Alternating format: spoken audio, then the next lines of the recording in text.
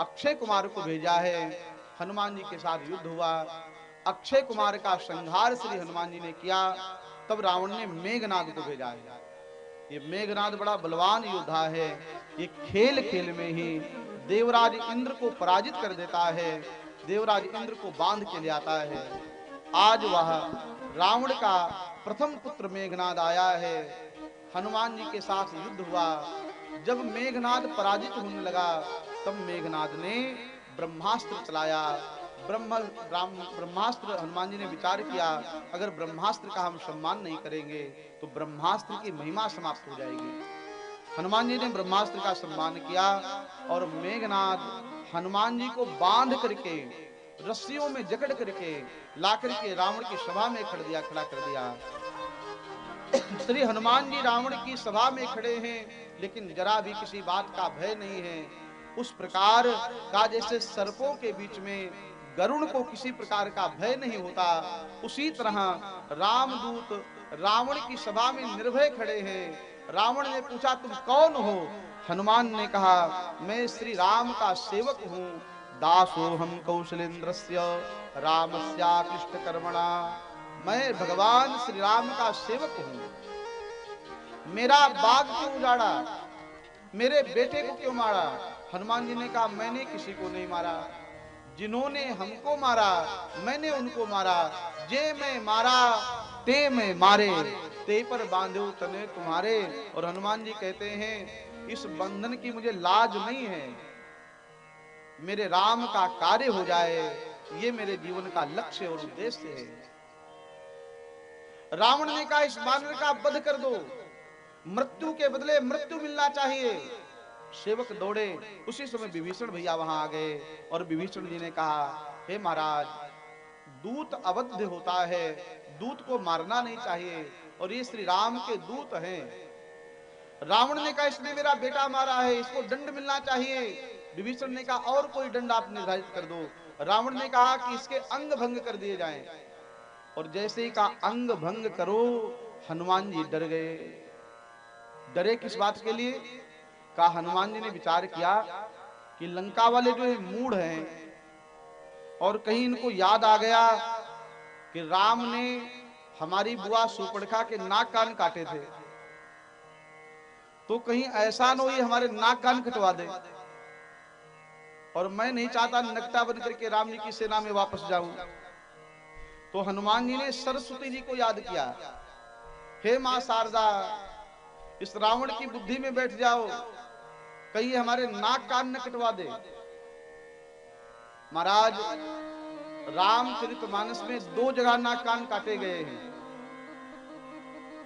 आपने एक सुपर्णखा का नाम सुना होगा, दूसरा एक स्थान और है जहां नाक कान काटे गए। जो लोग रामायण के प्रेमी बैठे उनको पता होगा। एक बार लक्ष्मण जी ने सुपर्णखा के नाक कान काटे, और एक बार सुग्रीव जी ने कुंभकर्ण के नाक कान काटे। आप रामायण जब पढ़ेंगे तो उसमें प्रसंग आता है, नाक कान काटिस जिय जानी। सुग्रीव जी ने कहा, मेरे राम जी, लक्ष्मण जी ने वही काम किया, मैं भी वही काम करूंगा। तो दौड़ करके कुंभकर्ण के नाक कान काट लिए थे। तो हनुमान जी को लगा कहीं ऐसा ना हो ये बदला लेना चाहें और मेरी नाक कान कटवा दे। तो हनुमान जी ने सरस्वती जी को बुलाया।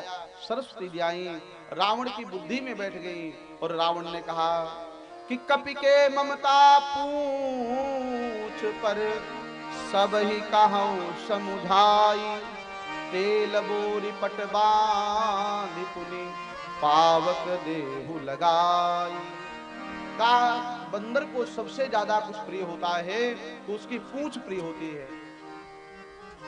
बंदर को सबसे ज्यादा पूंछ प्रिय होती है, और भैया पूंछ तो हर आदमी को प्रिय होती है, और सबकी अपनी अपनी पूंछ होती है ना।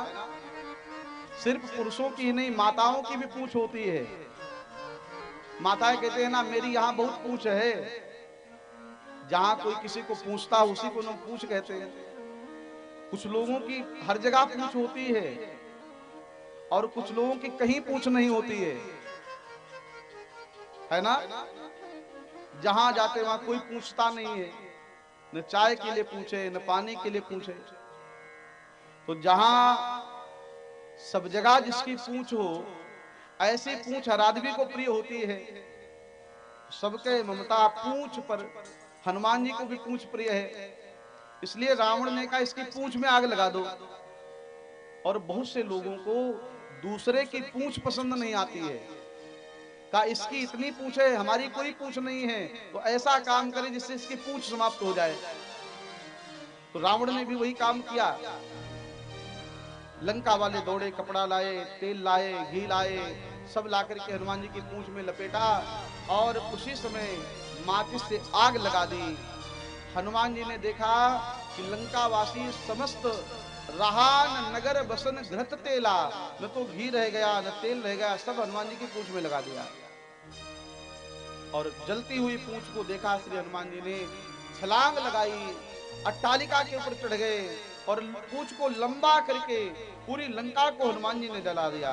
गोस्वामी जी कहते हैं, उलटी पलटी लंका सब जारी, कूदी परा पुनि सिंधु मझारी।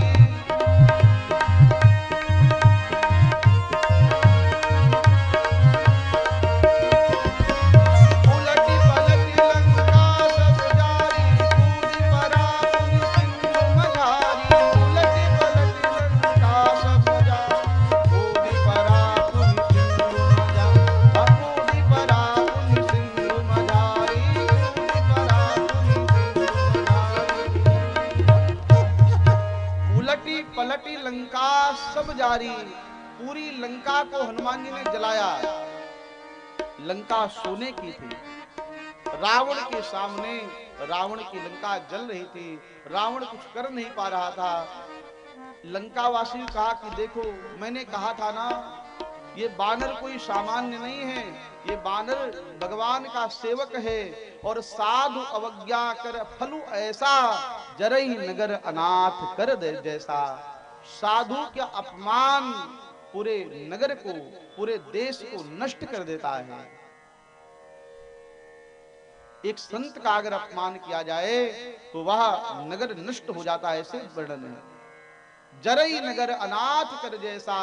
हनुमान जी ने नगर जलाया, मां जानकी के पास में आए, मां जानकी से संदेशा लिया, चूड़ामणि ली है और हनुमान जी महाराज वापस श्री राम जी की सेना में आए हैं और श्री राम जी के सामने हनुमान बैठे हैं।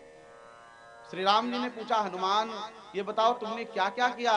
हनुमान जी ने कहा, भगवान मेरी क्या सामर्थ्य है, मैं तो सामान्य डालों पर विचरण करने वाला सामान्य सेवक हूं, फिर भी बताओ किया क्या है? मैंने सुना है तुमने लंका को जलाया। तो हनुमान जी कहने लगे, भगवान मैंने लंका को नहीं जलाया। फिर कहा, लंका को जलाया रावण के पाप ने। हर पापी की लंका एक न एक दिन जलती ही है। लंका को जलाया रावण के पाप ने, लंका को जलाया सीता के संताप ने। माता सीता कहती थी, आकाश में अंगारों को देख करके, तारों को देख करके ये तारे अंगारे बन करके गिर जाएं और रावण की लंका जल करके भस्म हो जाए। तो लंका को जलाया सीता के संताप ने, लंका को जलाया विभीषण के जाप ने, लंका को जलाया पार्वती के श्राप ने। लंका जली है पार्वती के श्राप के कारण। ये सोने की लंका भगवान शंकर ने अपने रहने के लिए बनाई थी। रावण पूजा कराने के लिए गया और भगवान शंकर से दक्षिणा में एक भवन ही मांग लिया, उसी का नाम लंका है। तब पार्वती जी ने श्राप दिया था, रावण भले ही तू लंका मेरी मांगे लिए जा रहा है, हम लोग अपने घर में नहीं रह पाएंगे, मैं तुझे श्राप देती हूँ, तेरी इस लंका में एक दिन आग लग जाएगी। और पार्वती के श्राप के कारण रावण की लंका जल रही है। तो हनुमान जी कहते हैं, लंका को जलाया रावण के शाप ने, लंका पाप ने, लंका को जलाया सीता के संताप ने, लंका को जलाया विभीषण के जाप ने और लंका को जलाया आपके प्रताप ने। आपके प्रताप के कारण लंका जली और लंका को जलाया हमारे बाप ने। का आपके बाप कौन? हनुमान जी कहने लगे, चले मरुत 49 अट्टहास करी गरजा, पुनि बढ़िलाग आकाश। 49 मरुत माने पवन देवता हैं, वह 49 मरुतों ने लंका को जलाया और लंका को जलाया आपके प्रताप ने। भगवान मैंने लंका को नहीं जलाया।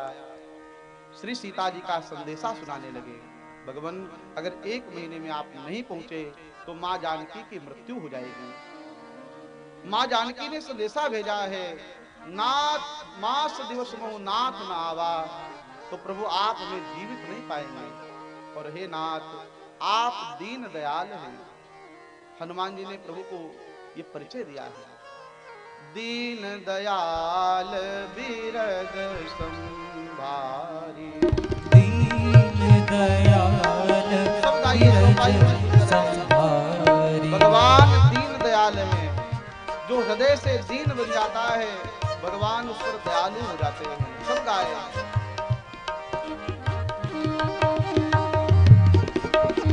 दीन दयाल बिरद संभारी। दीन दयाल बिरद संभारी। हरहु नाथ मम संकट भारी। हरहु नाथ मम संकट भारी। दीन दयाल बिरद संभारी। दीन दयाल बिरज संभारी। दीन दयाल बिरद संभारी। दीन दयाल बिरज संभारी।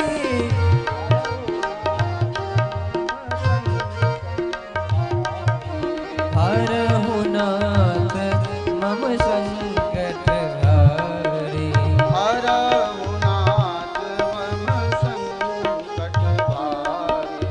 हरहु नाथ मम संकट हारी। मम संकट भारी। मम संकट हारी। मम संकट भारी। संकट हारी। प्रभु आप दीन दयाल हैं, आप जल्दी से द्रवित हो जाइए। और भगवान ने तुरंत सेना को तैयार किया। भगवान समुद्र के तट पर आए हैं और सागर के किनारे भगवान श्री राम ने श्री रामेश्वरम भगवान की स्थापना करी है।